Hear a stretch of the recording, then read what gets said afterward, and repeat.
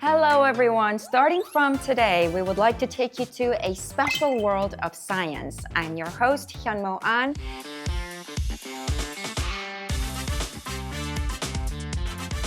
And I'm super excited to kick off the very first episode of Vibe in Action, together with my piggy friend, Mr. Peter Bent. Oh yes, we are both pigs. Yes, ear of the pig. Not our eating habits, but our birth year, right? Yeah. As Hyunmo said, I'm Peter Bint.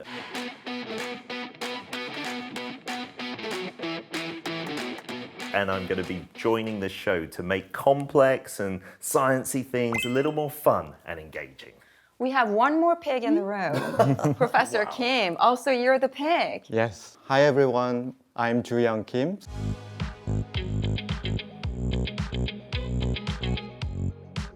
It's really my pleasure to be here for the very first episode of the show. Nice. And I will try my best to make it easy and fun. Yes. Fantastic. Pigs are usually fun. Oh yeah, I'm very happy. Thank you so much, Professor Kim, for joining us. And you are right, it does have to be fun, no matter how difficult the subject matter is. If it's not fun, people are going to change the channel straight away, and we don't want that. But y'all better stay tuned because we will be talking about a very important war, the equally intense but mostly quiet global competition for supremacy in the world's most critical technology. It's called a chip war, and these teeny tiny microchips are the key weapon that'll determine who leads in the age of artificial intelligence. Let's begin with the chip war in the AI power era. And before we do that, let's make a signature pose for our program. I like signature poses. Okay, so because it's vibe in action. So a V and an A. I was thinking about the same thing. Okay. Shall we dive in? Okay. Vibe in action.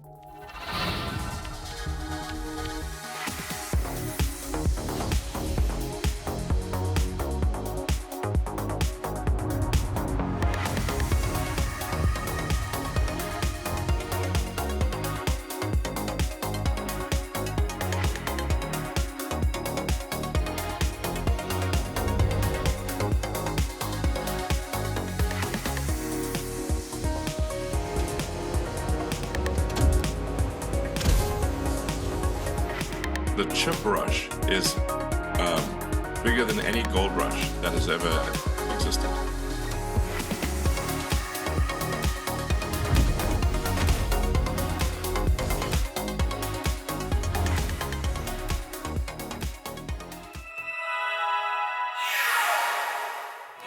We just saw the face of Elon Musk in the video, and in the same interview, he's also said he's never seen any technological advance faster than this.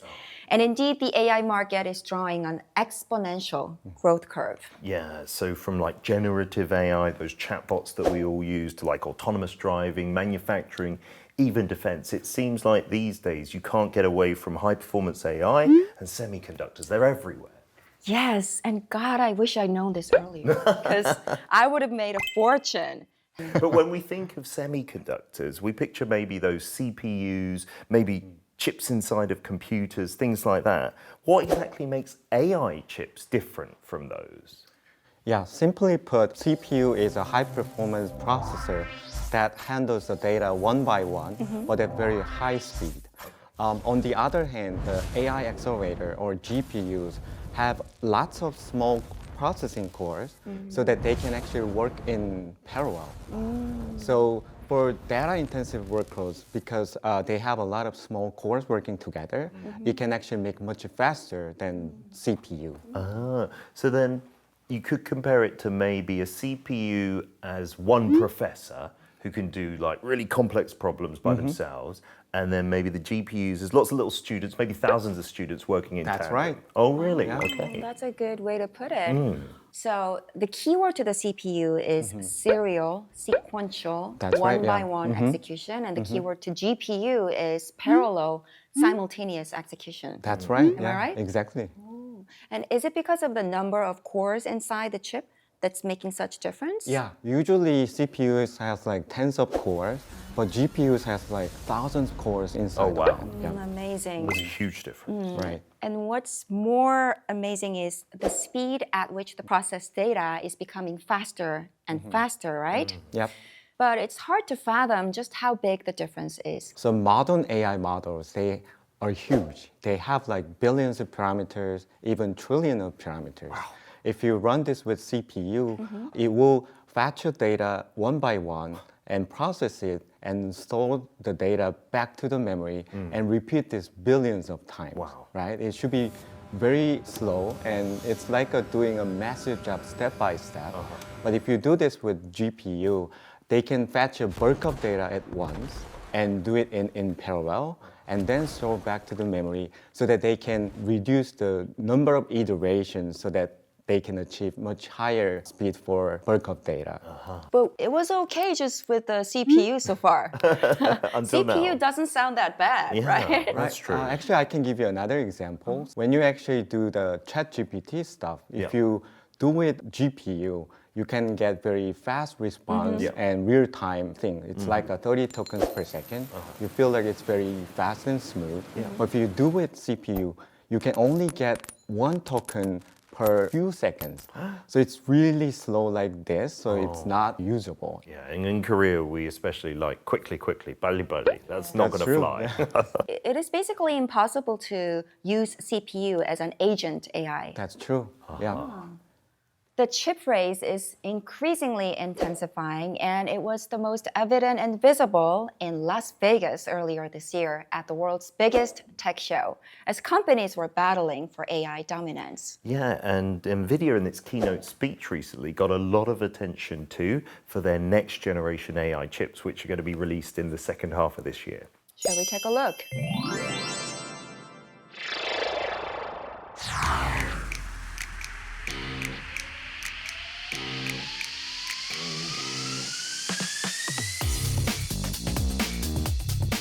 This is the Vera CPU, and this is connected to the Rubin GPU. And so today, I can tell you that Vera Rubin is in full production.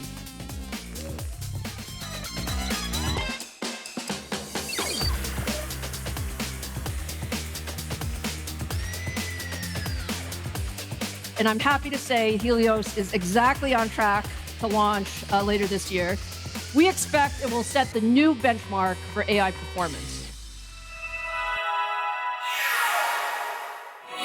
Yeah, so it seems that both companies are pushing ahead with even more powerful GPUs.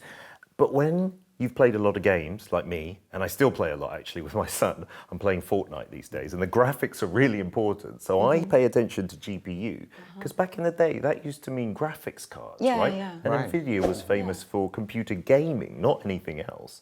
Is that the same thing we're talking about still, GPUs and graphics cards? G as in graphics. Yeah. That's right. That's the same GPU.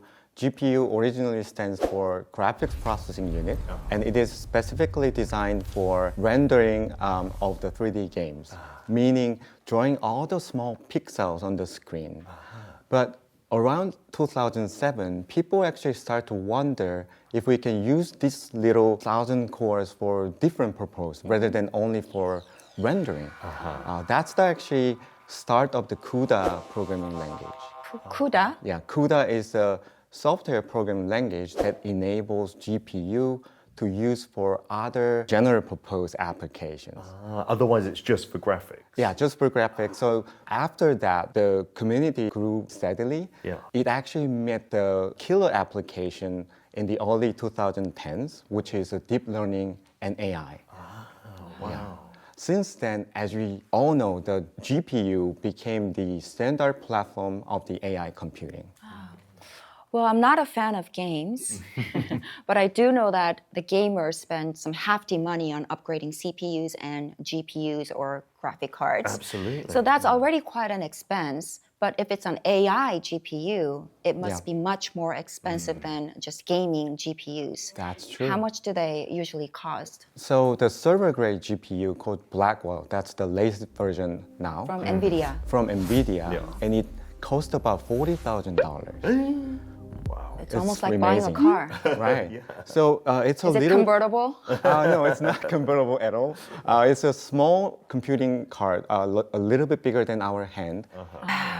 And I'm sure the prices will keep going up due to rising demand and That's right. supply shortage. That's why Nvidia makes a lot of money now. Yeah, It's and doing well. you will remember this last year when Jensen Huang, the CEO of Nvidia, came to Korea. He promised to supply a total of 260,000 latest GPUs to our country. Yeah.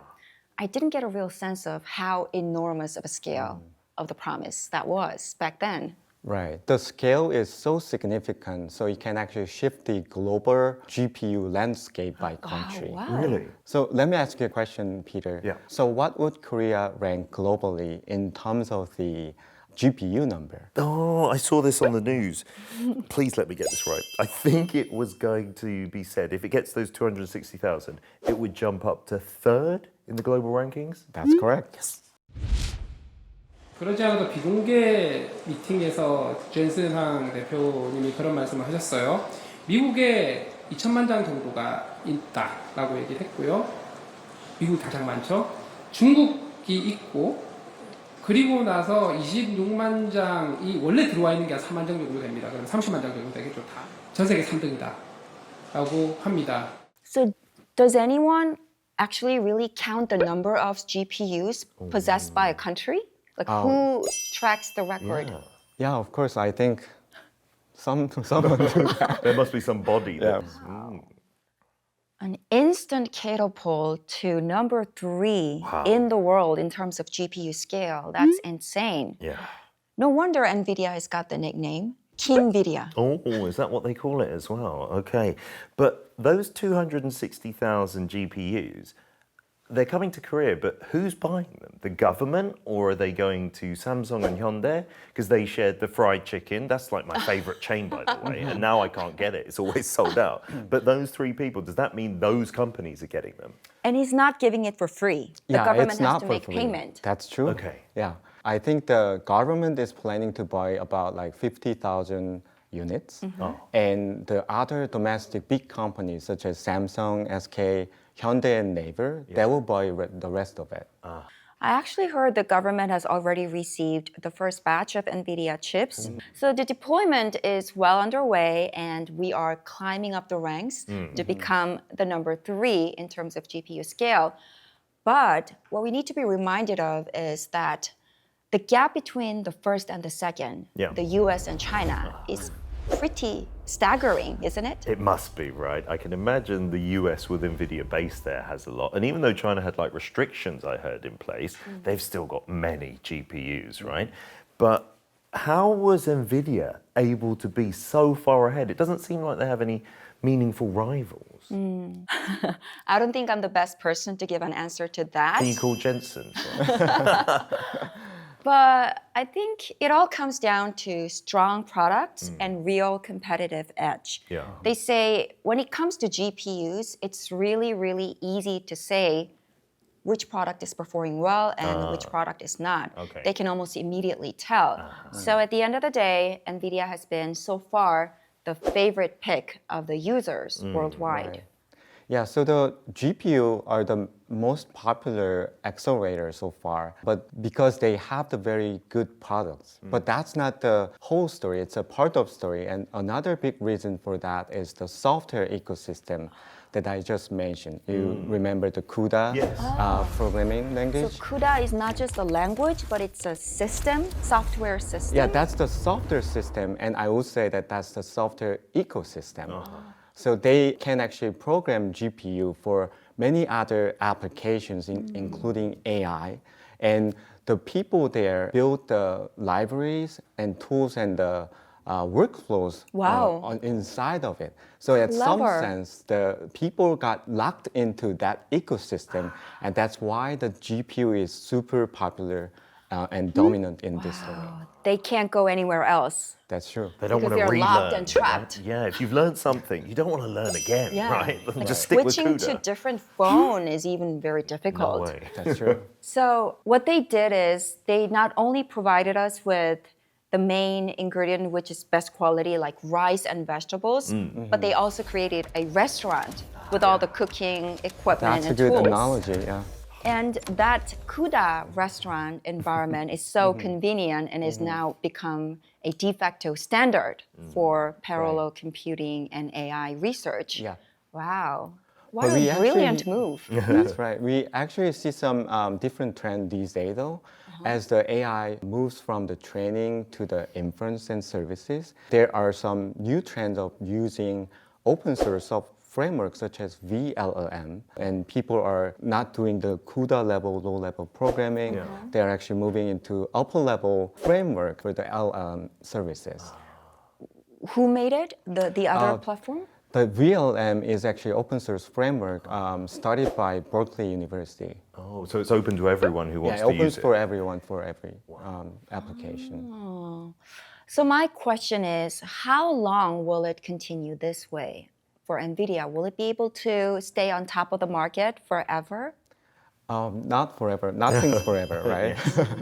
But they're dominating the market. But we see some kind of little changes these days. And if we go to the real AI era, I think that things will be changing. Oh, wow, already. Yeah.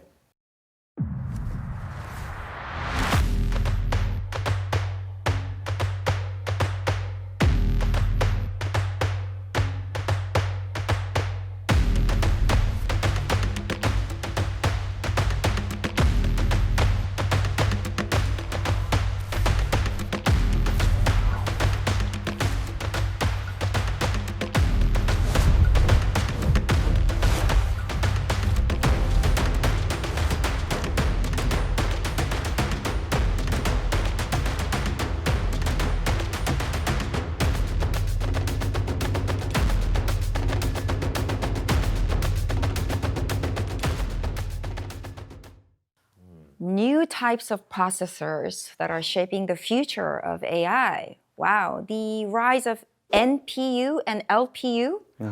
Tell us about these new creatures.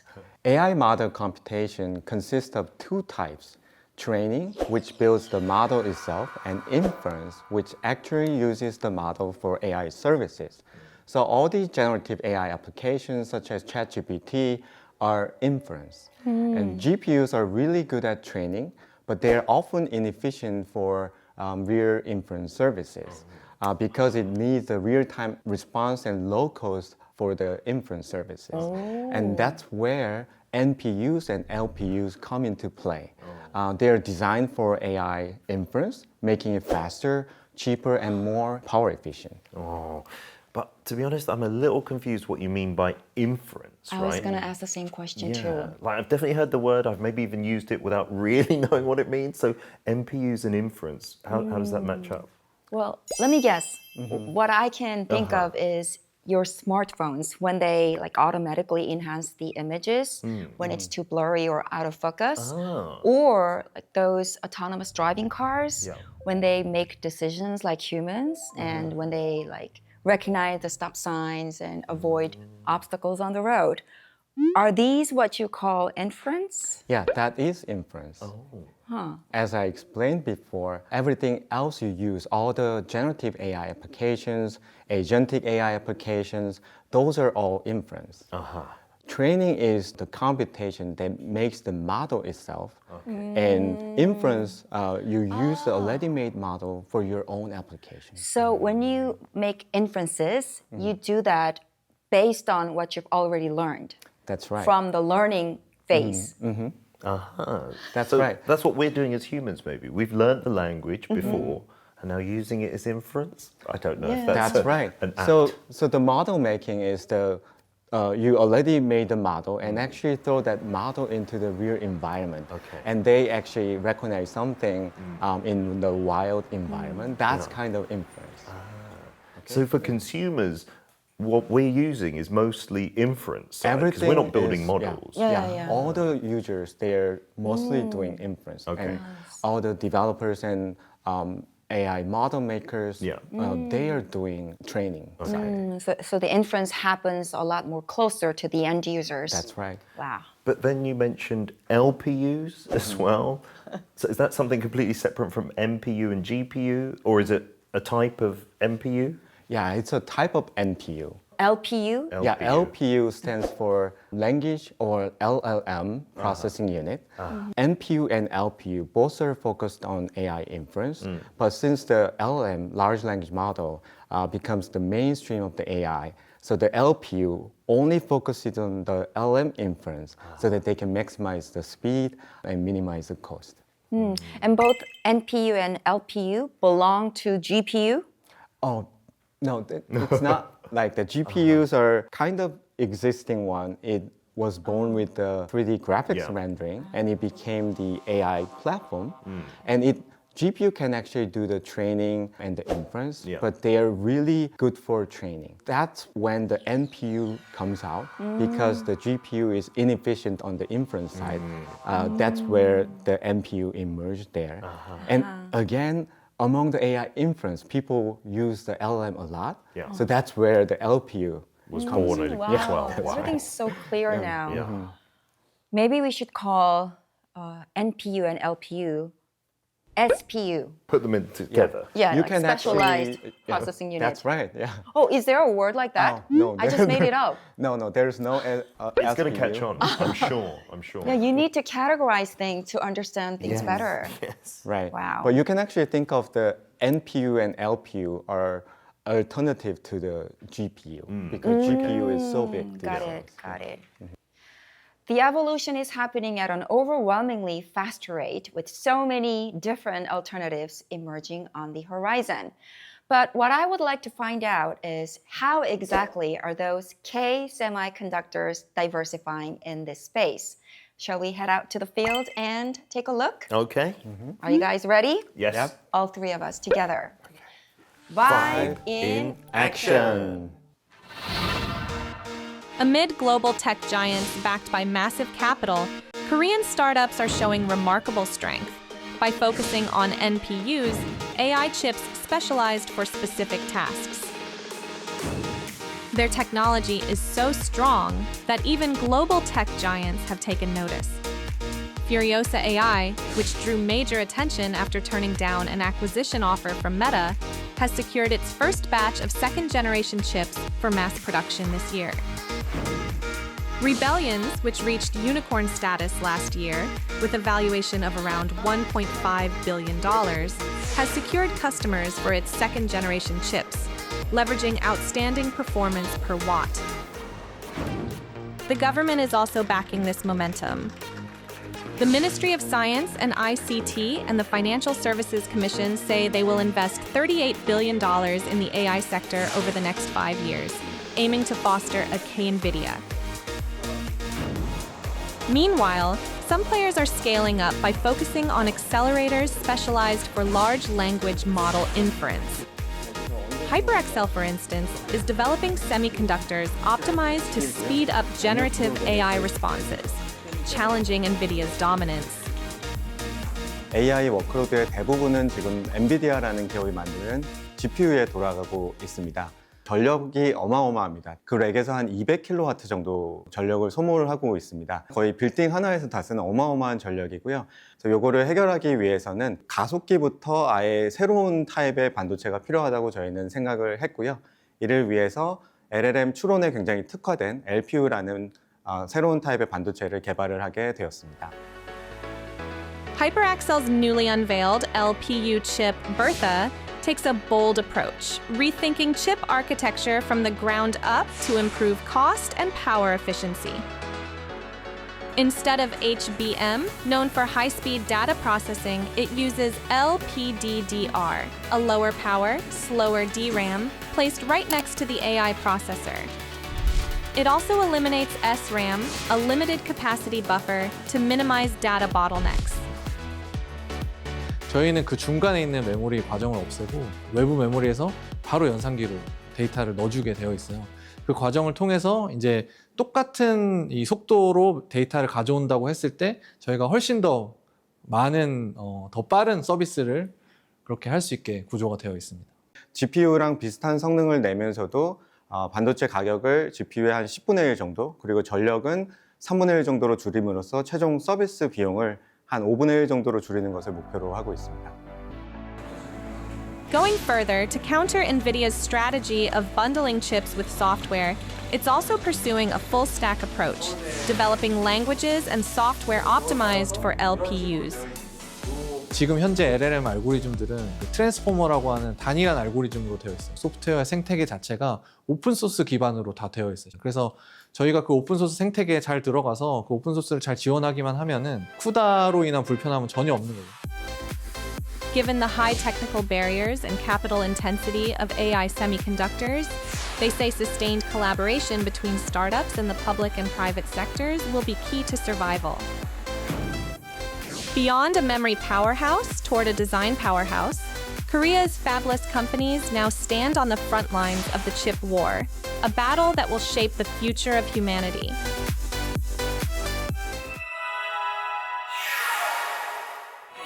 Wow, it's really impressive to see K startups gaining global recognition for their technological advances. When there's K in front of anything, it makes works. wonders. Yes.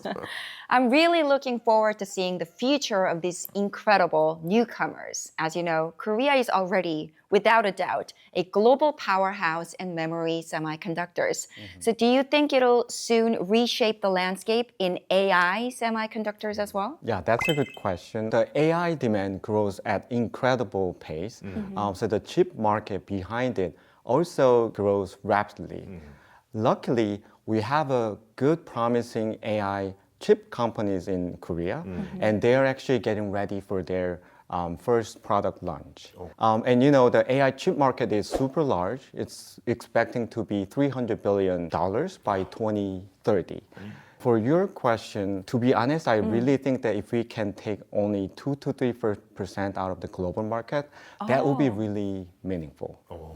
Wow, so we don't need a huge portion, right? That's right. 2 to 3% is enough? Yeah, only 2 to 3%. If you actually calculate that from 300 billion market, that will be like 5 to 6 billion capacity.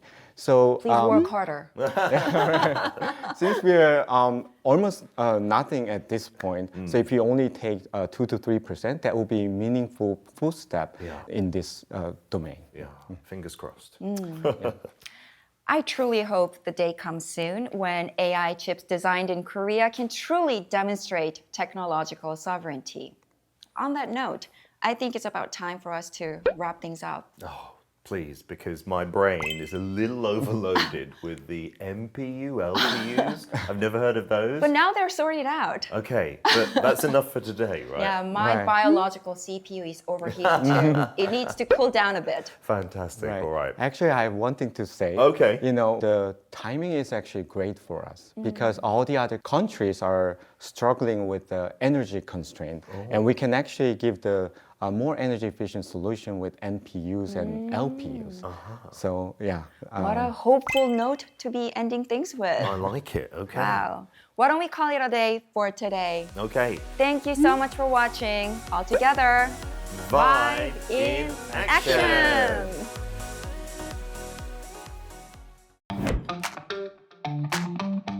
I'm working in a company called Mobilint. I try to bring AI into real life.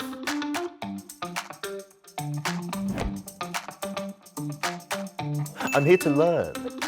We make AI processors for on-device AI. on device.